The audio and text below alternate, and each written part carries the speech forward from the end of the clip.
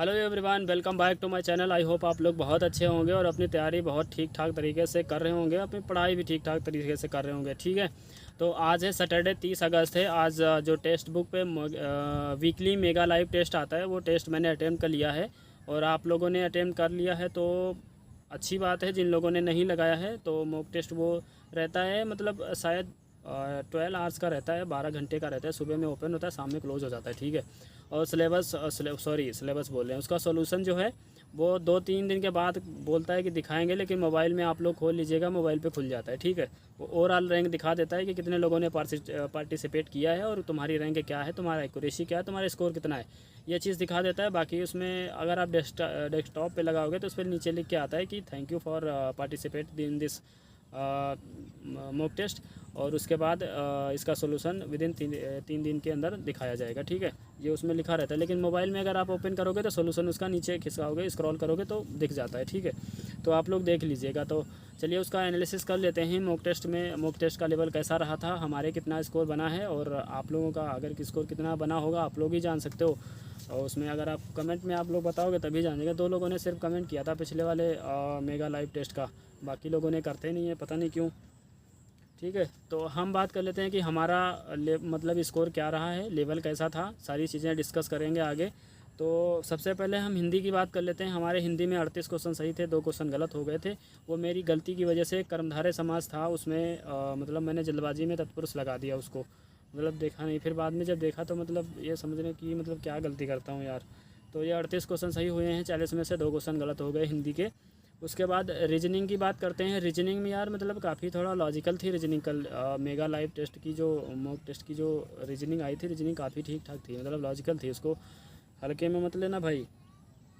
31 question सही हैं मेरे, 9 क्वेश्चन गलत हो गए रीजनिंग में। ठीक है, अब वो क्यों गलत हुए हैं अब उसको देखा है, फिर उसको पढ़ेंगे, फिर आगे देखेंगे। फिर आगे जो आएगा सैटरडे संडे में आएगा, वीकली आता है, 7 दिन के बाद 8वें दिन आ जाता है। ठीक है, उसके 2 दिन पहले से तो उस पर रजिस्टर का लिंक आ जाता है कि रजिस्टर कर लीजिएगा।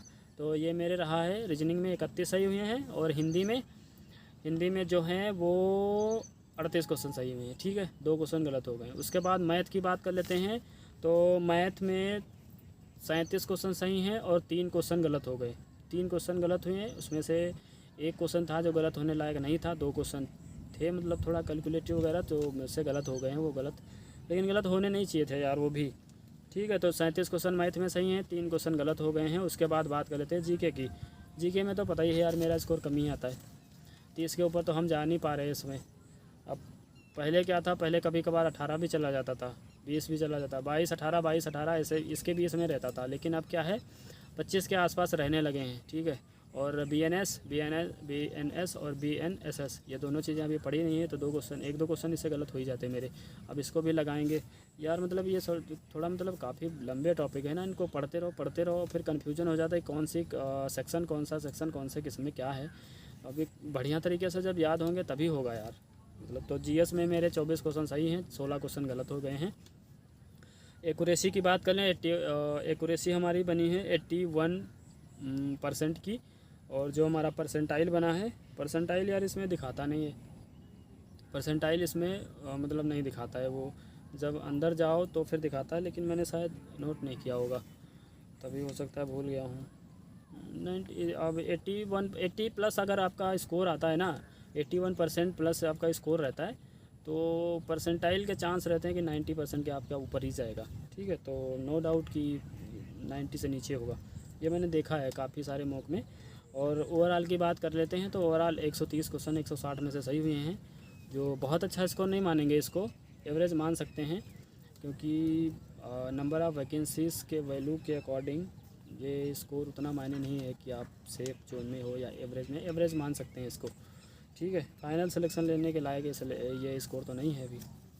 तो आप लोग भी पढ़ते रहिए, मॉक टेस्ट लगाते रहिए, और जो लोग लगाते हैं आप लोग भी कमेंट कीजिएगा। पिछले में सिर्फ 2 ही लोगों ने कमेंट किया था मेगा लाइव टेस्ट का, और बाकी सारी चीज़ें आप लोगों के साथ शेयर कर दिया है। और पढ़ते रहिए, फिर मिलते हैं, अगला मॉक टेस्ट आएगा उसमें, नहीं तो कोई और सूचना होगी तो उसके बारे में। और आप लोगों का पेट का कहाँ गया है, सेंटर कहाँ कहाँ गया है बताइएगा भाई, मेरा तो बहुत दूर